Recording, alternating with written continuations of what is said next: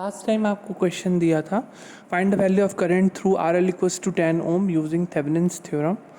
ठीक है, ये क्वेश्चन है आपके पास। आर एल की वैल्यू दी हुई है 10 ओम।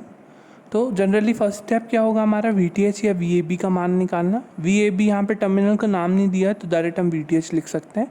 तो वी टी एच निकालने मतलब ओपन सर्किट वोल्टेज जिसे हम कहते हैं या थेवेनिन्स वोल्टेज, उसका हम निकालेंगे तो हमें लोड को क्या करना पड़ेगा, ओपन करना पड़ेगा। तो ये ओपन कर दिया और इसके अक्रॉस हमें ओपन सर्किट वोल्टेज का मान निकालना है। ओपन सर्किट है तो इसमें हम कोई करंट को नहीं दिखा सकते, परंतु ये क्लोज सर्किट है, हम इसमें करंट को दिखा सकते हैं। माइनस के वी एल लिखेंगे, के वी एल इक्वेशन, तो minus 200 volt plus 10 I equals to 0। I की वैल्यू आ गई 10 एम्पियर। अब वी ए बी के लिए लिखना है तो हम इस पाथ से ऐसे लिख सकते हैं, माइनस वी ए बी। 5 में कोई करंट नहीं है ना, तो कोई वोल्टेज नहीं होगा। फिर ये करंट भी देखो ऐसे ऊपर से नीचे, और हम भी ऐसे ही लिख रहे हैं ऊपर से नीचे की तरफ। तो हम माइनस वी ए बी, क्योंकि माइनस ऐसे लिख रहे हैं और ये आई है इसी डायरेक्शन में, तो प्लस 10 आई इक्वस टू 0। अगर हम ऐसे लिखते तो हमें लिखना पड़ता minus 10 I plus V A B equals to 0। तो हालांकि बात एक ही होती, V T H A B हम पॉइंट ले सकते हैं। वी टी एच की वैल्यू और वी ए बी की जो वैल्यू होगी वो 10 इंटू 10 क्या हो जाएगी, 100 वोल्ट। 10 आई है और आई की वैल्यू आप निकाल चुके हैं 10, तो 100 वोल्ट वी टी एच की वैल्यू होगी। आर टी एच निकालने के लिए हमें क्या करना होता है, हमें सभी इंडिपेंडेंट वोल्टेज सोर्स या करंट सोर्स हैं उनको उनके इंटरनल रेजिस्टेंस से रिप्लेस करना होता है। तो यहाँ पे 200 वोल्ट का कोई इंटरनल रेजिस्टेंस नहीं है, तो इंटरनल नहीं है तो मतलब ये आइडियल वोल्टेज सोर्स हो गया, तो इसका इंटरनल रेजिस्टेंस क्या होगा, 0। तो इसका इंटरनल रेजिस्टेंस 0, तो ये शॉर्ट हो जाएगा। तो ये देखो शॉर्ट कर दिया आर टी एच के लिए। और 10 ओम, फिर 10 ओम और 5 ओम, और ये इधर भी 5 ओम, नो 10 ओम है। ठीक है, तो अब आर ए बी निकालेंगे तो आर ए बी की वैल्यू चेंज हो जाएगी। ये 10 क्या हो जाएगा, 5, और 5 और 10 सीरीज़ में जाएंगे तो कितना हो जाएगा, 20 ओम, है ना। तो ये 20 ओम हो जाएगा। तो थेवेनिन इक्विवेलेंट सर्किट क्या हो जाएगा हमारा, Thevenin equivalent circuit 20 Om are T H आ गया और वी टी एच आ गया 100 वोल्ट, और आर एल क्या है हमारा 10 ओम। तो हमने थेवेनिन इक्विवेलेंट सर्किट बना लिया। अब इससे हम करंट की वैल्यू आई एल निकाल सकते हैं, V T H upon are T H plus R L का मान रखकर। तो 10 प्लस 20 30 बाय 100/30 मतलब 10/3। तो 10/3 करंट इसका आंसर आएगा। एक नेक्स्ट क्वेश्चन ये दिया था आपको कि आर टी एच और वी टी एच निकालो टर्मिनल्स 1 और 2 में। 1 और 2 को टर्मिनल्स आपको दिए हुए हैं, आपको इसमें आर टी एच और वी टी एच का मान निकालना है। आर टी एच निकालना है तो ये इसका इंटरनल रेजिस्टेंस कुछ नहीं दिया था, ये शॉर्ट हो जाएगा 10 ओम, और ये हो गया 40 ओम, और ये 1 और 2। ठीक है, तो आर टी एच या R12 भी लिख सकते हैं इसको। आर टी एच क्या हो जाएगा, 10 ओम पैरेलल 40 ओम। दो रेजिस्टेंस जब पैरेलल में हो तो हम डायरेक्ट वो फॉर्मूला लगा सकते हैं, R1 R2 upon R1 plus R2। तो 10 into 40/10 plus 40। Are T H की वैल्यू हो जाएगी 8 ओम।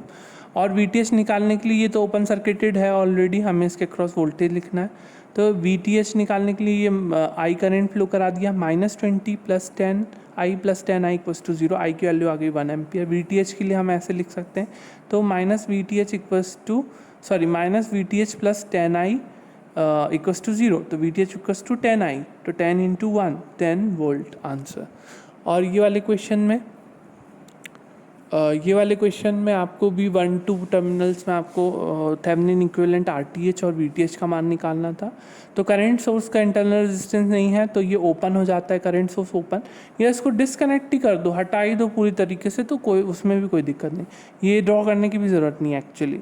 तो 30 ओम हो गया, फिर ये 1 और 2 टर्मिनल हो गए, और ये 60 ओम हो गया। वोल्टेज सोर्स को हमने शॉर्ट कर दिया, तो 30 और 60, 30 का एक एंड 1 से और 60 का एक एंड 1 से, और वही उसका दूसरा एंड 2 से और इसी का दूसरा एंड 2 से। तो ये दोनों किस में पैरेलल में कहलाएंगे, तो 60 and 30 both are in parallel. तो आर टी एच की वैल्यू हो जाएगी ये।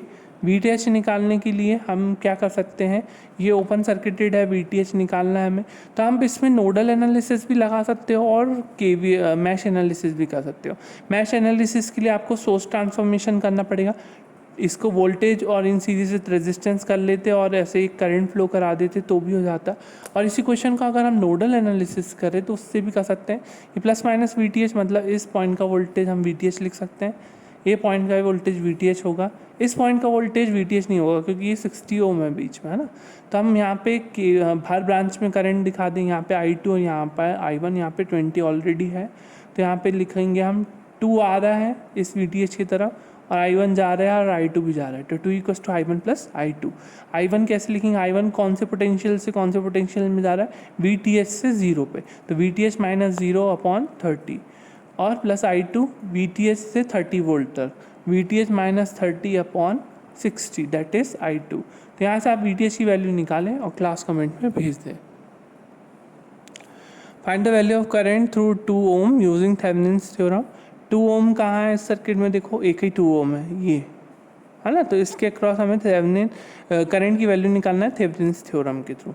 तो इस 2 ओम को हम क्या करेंगे, पहले डिस्कनेक्ट करके VTH या ओपन सर्किट वोल्टेज का मान निकालेंगे और इसका हमने AB पॉइंट ले लिया, आप AB पॉइंट ले लें तो अच्छा ईजीली आपका हो जाएगा।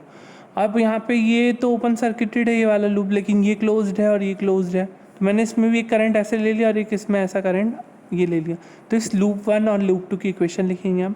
लूप 1 की इक्वेशन क्या होगी, -200 plus 6i plus 6i1 equals to 0, 12i1 equals to 20, i1 की वैल्यू आ गई 200/12 एम्पियर।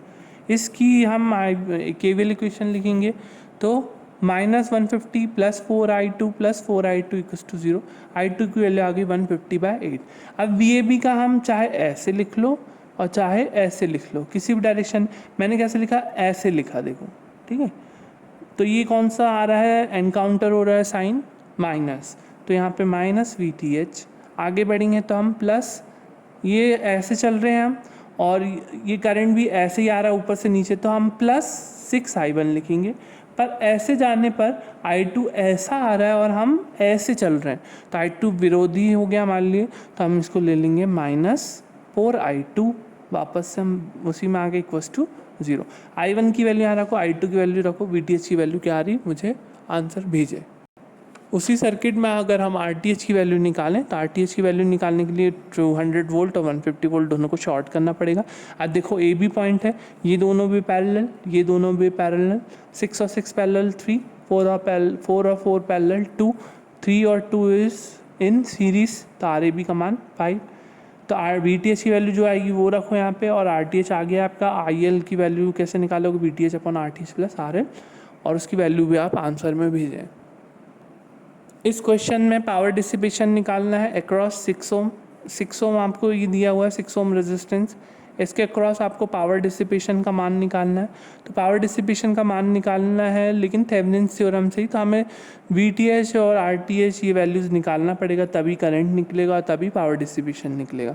तो VTH हम निकालेंगे, इसको ओपन कर दिया, ये 2 एम्पियर है और VAB है ये। अब मुझे ये देखिए, अब यहाँ पे ये VAB वोल्टेज, ये VAB वोल्टेज मैंने यहाँ लिख दिया डायरेक्ट, क्यों, ये आपको लग रहा होगा कि 1 ओम है, फिर भी मैंने VAB यहाँ पे डायरेक्ट लिख दिया।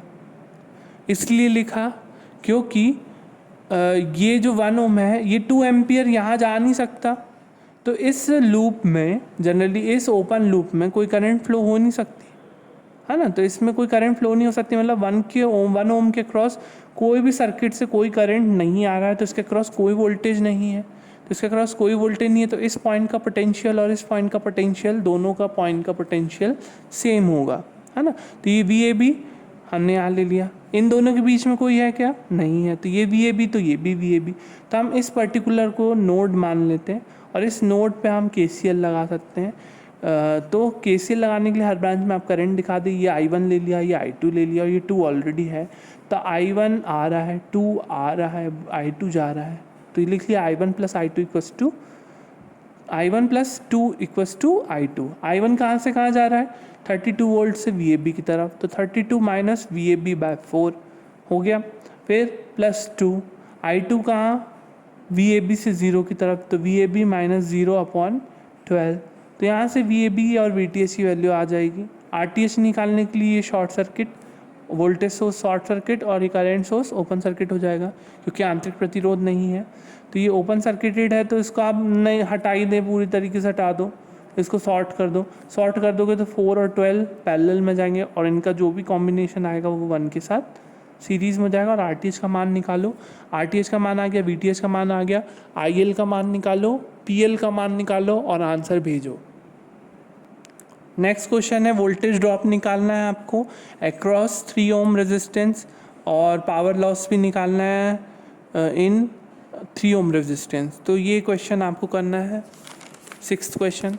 7th क्वेश्चन भी आपको करना है ए बी के अक्रॉस ए बी से हम देखें तो थेवेनिन इक्विवेलेंट सर्किट क्या होगा, इस क्वेश्चन को भी करना है आपको। थेवेनिन इक्विवेलेंट सर्किट मतलब वीटीएच और आरटीएच निकाल दो तो आपको थेवेनिन इक्विवेलेंट सर्किट क्या जाएगा, ये वाला है ना, प्लस माइनस वीटीएच और ये आरटीएच। तो वीटीएच आरटीएच की आपको वैल्यू निकालना है। 8th क्वेश्चन ये वाला क्वेश्चन, इसमें भी आपको क्या करना है, इसमें भी आपको करंट आई का मान ज्ञात करना है थेवेनिन्स थ्योरम के थ्रू। तो इस क्वेश्चन को मैं आप क्लू दे सकता हूँ कि इसको ओपन सर्किटेड कर दोगे आप, ओपन सर्किटेड करके आप तो आई की वैल्यू हमें निकालना है यूजिंग थेवेनिन्स थ्योरम। इसको ओपन करो, वीटीएच निकालो, फिर आरटीएच निकालो, आरटीएच निकालने के बाद आईएल की वैल्यू निकालो और इसका आंसर भी भेजो। क्वेश्चन 9 भी आपको करना है, इसमें भी ए बी के क्रॉस करंट आई एक्स इसी डायरेक्शन में बोला है, तो इसी डायरेक्शन में ध्यान रखें, ठीक है। तो ये क्वेश्चन भी किसको करना है, आपको करना है। क्वेश्चन नंबर 10 ये भी वही है, ए बी के क्रॉस आरटीएच और वीटीएच का मान निकालो, इसका भी आंसर क्लास कमेंट में भेजो। जिसके आंसर नहीं आएंगे उसके सबके मार्क्स 0, ठीक है, ध्यान रखें।